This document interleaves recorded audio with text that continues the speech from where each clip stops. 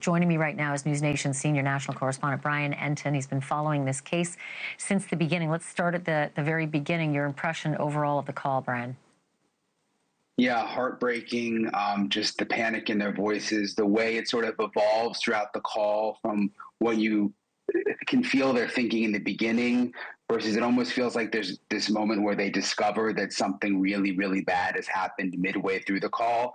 And then actually I was just thinking about how we know so much about the case now. When you listen to it knowing all of the facts and everything that's come out, but you just sort of put yourself in their shoes in that moment, just waking up, knowing nothing after a night of partying, and just the pure horror that must have been like for these young college kids.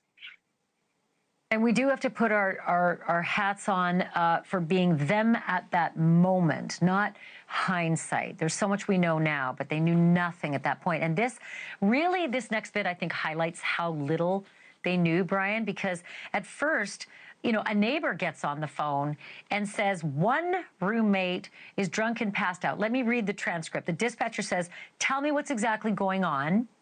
Female neighbor says, one of the roommates who's passed out and she was drunk last night and she's not waking up. Oh, and they saw some man in their house last night. It's very, she's very matter of fact, and she definitely doesn't sound terrified. They have not seen anything. Like, with that kind of a tone of voice, even though Dylan is seemingly very upset at the beginning, that's not somebody who knows there's a bloodbath upstairs. Right. And remember, based on the witnesses who we spoke to after this happened, all of these kids were out in the front driveway and out towards the road. It seems like when they were on the phone for part of the 911 call. I think that's why the neighbor at one point from the house to the right took the phone. But you made an interesting point when she says, saw a man in the house around 4 a.m.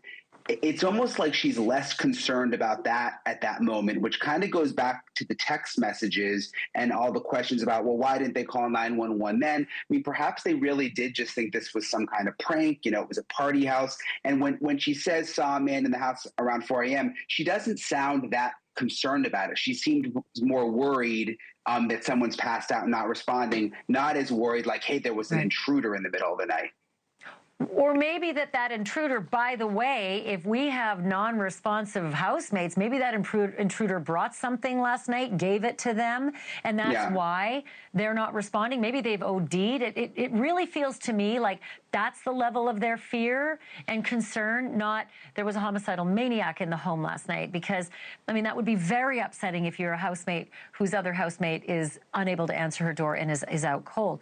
Okay, the other issue, and this is the first time I'd seen this, I had to listen to it a lot of times.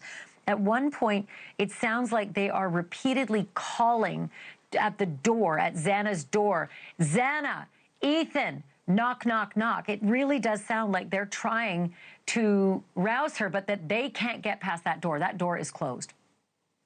Yeah, and it's unclear. You're trying to sort of visualize where everybody is in the house and what's actually happening during the call. And we don't really know, but you're right. They do call out for Xana and Ethan. They appear to be looking for them. And again, you can kind of hear they're panicked in the beginning, but it seems to become more panicked as the call goes on. And there's that one point where it's just like that heavy breathing. It's almost like a panic attack at that point. That's kind of what I thought of. Okay, there's one point where a male gets on the phone, and we think that's now a fraternity brother of Ethan's named Hunter Johnson.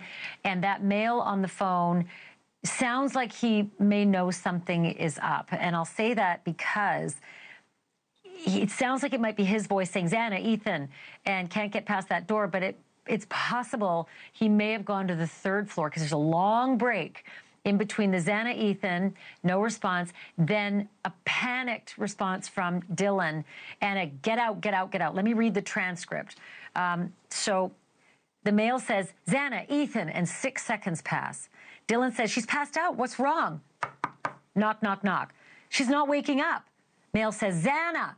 Thanks for watching. Go to joinnn.com to find NewsNation on your screen. And don't forget to click the red subscribe button below to get more of NewsNation's fact-driven, unbiased coverage.